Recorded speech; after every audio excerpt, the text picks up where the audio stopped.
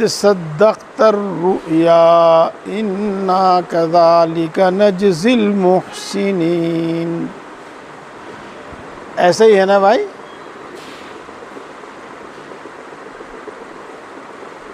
ہم نے ابراہیم کو پکارا اور یوں کہا اے ابراہیم آپ نے خواب سچ کر دکھایا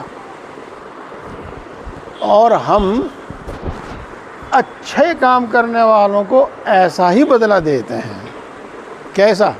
کسی بدلے گا تو ذکر ہی نہیں یہاں سے ہے. کوئی آگے پیچھے بتاؤ. ہاں جی. ما وتلہ للجبین فنادیناہ ان یا ابراہیم قد صدقت الرؤیا انا کذالک نجزی المحسنین. ہاں دیکھو اور دھیان سے سنو. ہاں اتنے بھاری حکم پر عمل کرنا یہ بظاہر انسان کی طاقت سے باہر ہے. اپنے ہاتھ سے اپنے بیٹے کو ذبح کرنا اور محض خواب کی بنیاد پر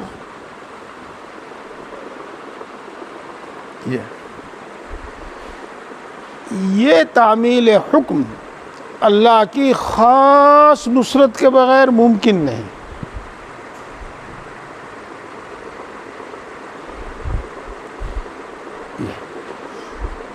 تو انا کذالک نجزی المحسنین کا مطلب یہ ہے، اور قد صدقت الرؤیا سے اس کا تعلق یہ ہے کہ اے ابراہیم تم نے اپنا خواب سچ کر دکھایا تو یہ خاص نصرت سے، ہماری نصرت سے ایسا ہوا ہے. اور ہم اچھا عمل کرنے والوں کو ایسا ہی بدلہ دیتے ہیں کہ ان کو مشکل سے مشکل احکام پر عمل کرنے کی ہمت، توفیق، حوصلہ دیتے ہیں.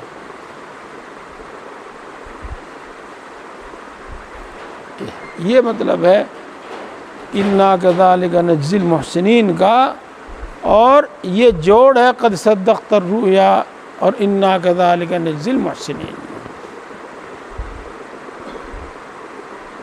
مول صاحب سمجھ میں آئی بات کچھ؟ جی. پھر وہی بات جو بار بار کہتا ہوں، اور بار بار اس لیے کہتا ہوں کہ ذہنوں میں جو باتیں الٹی سیدھی جمی ہوئی ہیں وہ نکل جائیں اور صحیح بات بیٹھ جائے. ہاں اللہ کے حکموں کی تعمیل احکام کو مقصد بناؤ.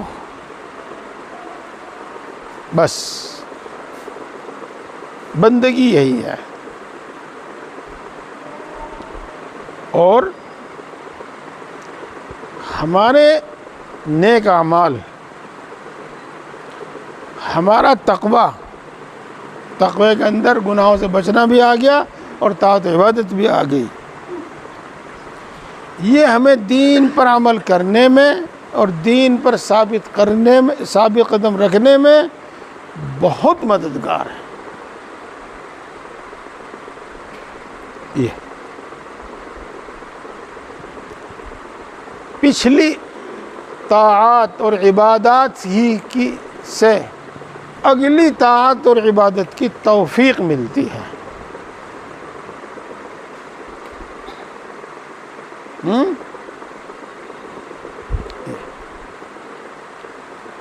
گناہوں سے بچو کہ طاعت کی توفیق چھین لی جاتی ہے، گناہ آسان ہو جاتے ہیں.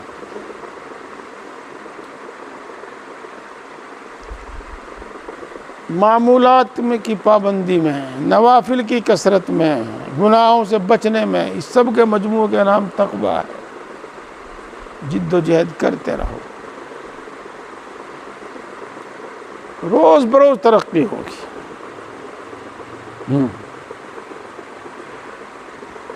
اور سنو مولانا صاحب، وَأَلْزَمَهُمْ كَلِمَةَ التَّقْوَى وَكَانُوا أَحَقَّ بِهَا وَأَهْلَهَا.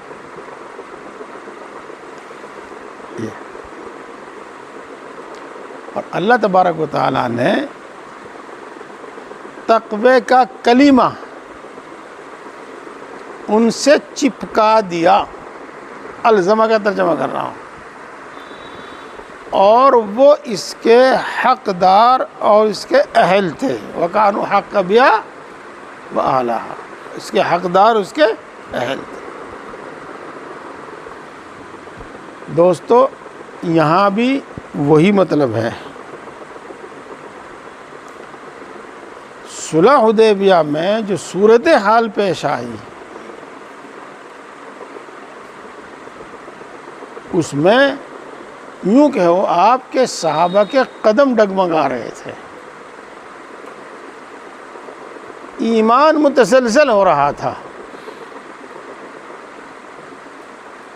یہ ہے. اور حضرت عمر رضی اللہ تعالیٰ عنہ جو کہ بڑے جری تھے انہوں نے تو صاف کہہ بھی دیا تھا. کیا آپ اللہ کے سچے رسول نہیں ہیں؟ کیا آپ نے ہم سے ہی نہیں کہا تھا کہ ہم عمرہ کر رہے ہیں؟ وہ جری تھے, کہہ دیتے تھے جو کہنا تھا. ہاں یہ تو میرے علم کے مطابق صحابہ کرام رضوان اللہ تعالیٰ علیہم اجمعین کی زندگی میں کوئی موقع ایسا نہیں ہے جب کہ انہوں نے رسول اللہ صلی اللہ علیہ وسلم کے حکم کی تعمیل میں جلدی نہ کی ہو, مبادرت جلدی نہ کی ہو, سوائے صلح حدیبیہ کے. کہ صلح حدیبیہ کے موقع پر آپ اعلان کرتے رہے, آپ بار بار فرماتے رہے کہ اٹھو اپنی قربانیاں ذبح کرو, لیکن کوئی اٹھ ہی نہیں رہا تھا. حضرت ام حبیبہ رضی اللہ تعالیٰ عنہ ساتھ تھی. انہوں نے کہا کہ اللہ کے رسول صلی اللہ علیہ وسلم یہ صحابہ بہت غمگین ہیں, بہت رنجیدہ ہیں. اس غم اور رنج کی وجہ سے یہ اٹھ نہیں رہے ہیں, قربانی نہیں کر رہے ہیں. آپ کسی کو کچھ نہ کہو, آپ اٹھو اور اپنی قربانی ذبح کرو. تو رسول اللہ صلی اللہ علیہ وسلم اٹھے اور اپنی قربانی ذبح کی, اپنا جانور ذبح کیا. آپ کو دیکھ کے پھر صحابہ بھی اٹھ گئے اور انہوں نے بھی ذبح کی اور حلال ہو گئی.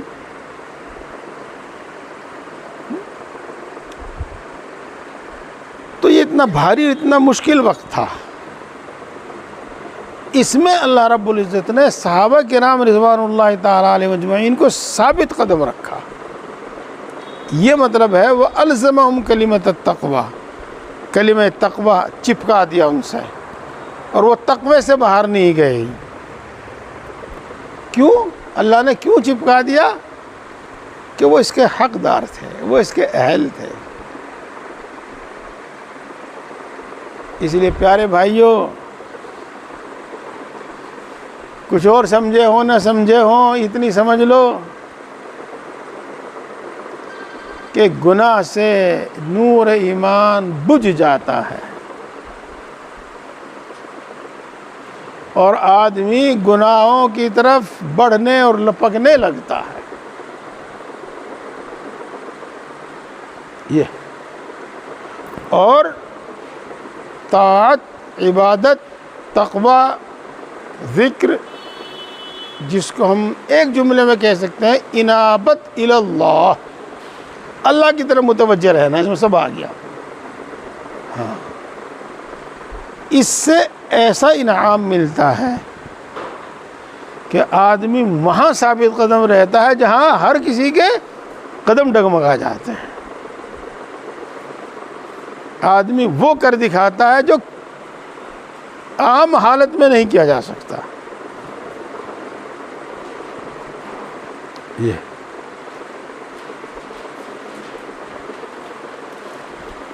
حیلے حوالے عذر معذرت چھوڑو. وہ تو مجبوری کی صورت میں اللہ کی اطاعت عبادت کرو.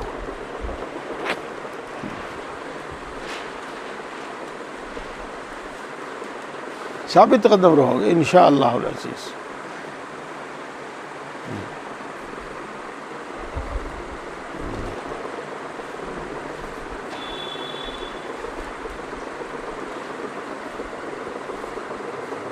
ریا سے بچو. ریاکاری سے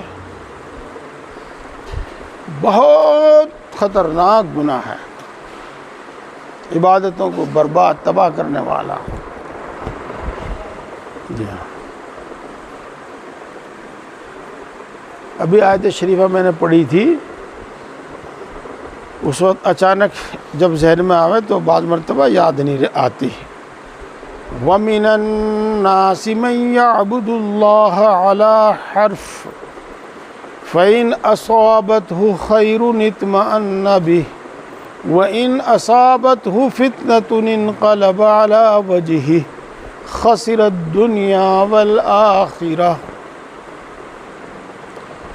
جو لوگ دنیاوی غرض کی بنا پر اللہ کی اطاعت و عبادت کرتے ہیں،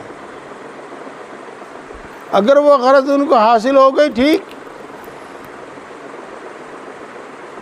اور پھر بھی کوئی ضروری نہیں، یہ مطلب نکلا پھر پہچانتے نہیں. ہاں؟ اور اگر وہ غرض پوری نہیں ہوئی، اللہ سے ناراض، ایمان کے لالے پڑ جاتے ہیں. یہ جو عام حالتیں ہیں آج کل، جو لوگ بیان کرتے رہتے ہیں، بتاتے رہتے ہیں، اس سے معلوم ہوتا رہتا ہے، کتابوں میں پڑھتے ہیں. وہ یہ ہے. اسی لیے میں سب کے علاج کے طور پر ایک جملہ کہتا ہوں، سب کا علاج عبادت صرف اور صرف رضائے الہی کے لیے اور اپنے تمام مقاصد کے لیے دعا. یہ ہر کام کے لیے، ہر چھوٹے بڑے کام کے لیے دعا. جب ہم صرف اللہ کی رضا کے لیے عبادت کرتے ہیں، کوئی غرض اس میں نہیں رکھتے، وہ ریا سے کہاں سے وہ پاک ہو گئی. اب صرف ایک مسئلہ رہ گیا کہ سب دعائیں قبول نہیں ہوتی، یعنی جو بھی کچھ مانگتے ہیں وہ سب کچھ نہیں ملتا، بس ایک بات رہ جاتی ہے. ہاں، یہ ہے. نہ تو اللہ نے یہ وعدہ کیا، نہ یہ دنیا میں ممکن ہے. کچھ ملے گا، کچھ نہیں ملے گا، یہ طے شدہ بات ہے. یہ طے شدہ بات ہے. دعا کے بارے میں ہم اکثر و بیشتر آدھی بات سنتے ہیں، اور وہ آدھی کیوں سنتے ہیں؟ اگر پوری بتا دی جاوے تو ترغیب کا جو مفہوم ہے نا، وہ اثر کم ہو جاتا ہے. سنو، آج تقریر نہیں ہو رہی، ترغیب نہیں ہو رہی، آج اصلیت بتائی جا رہی ہے. حکومت، بادشاہت اسی درخواست کو منظور کرتی ہے جو اس کی پالیسی کے مطابق ہو، اور جو اس کی پالیسی کے خلاف ہو اس کو منظور نہیں کرتے، رد مسترد. اس لیے دعا کے لیے 2 شرط لازمی سمجھ لو آپ، اور 2 نہیں، 1 تو لازمی ہے ہی. ہاں، چاہے تو یوں کہہ لو کہ اللہ کی تقدیر کے خلاف نہ ہو، یا یوں کہہ لو کہ بندے کے حق میں بہتر ہو، تب قبول کی جاتی ہے. دوسری اور شرطیں بھی، لیکن بہرحال اللہ تعالیٰ ان میں چشم پوشی کر سکتا ہے. جی ہاں، ان میں اللہ تعالیٰ چشم پوشی کر سکتا ہے۔ لیکن یہ یاد رکھنا، یہ دنیا اللہ نے ایسی بنائی نہیں ہے کہ یہاں سب کچھ مل جائے، نہ کسی کو ملا نہ ملے گا، یہ کچھ ملے گا کچھ نہیں، جو ملے سب شکر، جو نہ ملے صبر۔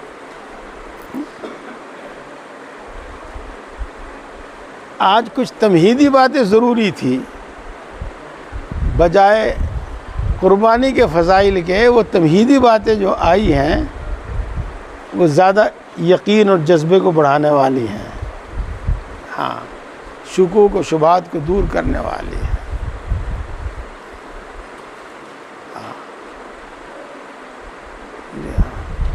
تو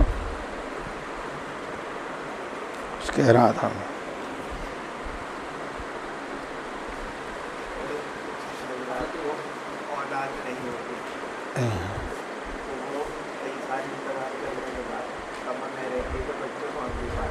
بالغ ہونے کے بعد پھر ہاں وہ ابا ہی کہے گی